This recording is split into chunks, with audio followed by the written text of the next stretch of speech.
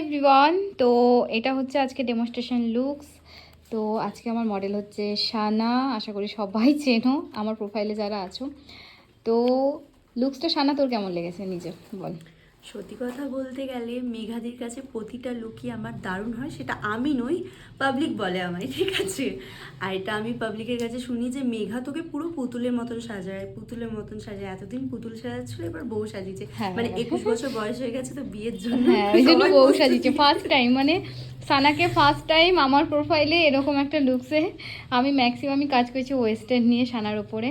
তো একটু আইটা রাউন্ড কর, একটা সাবেকি বান আছে, এটা হচ্ছে আজকে কলকা।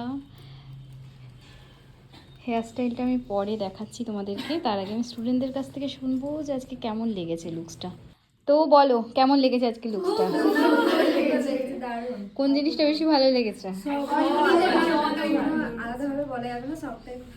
আজকের লুকসটা স্পেশালি ছিল একদম সফটের ওপরে, যেটা তোমরা ব্রাইডদেরকে করতে পারবে সেরকম হয়েছে, স্কিন টোন মেকআপ এরকম সব হয়েছে।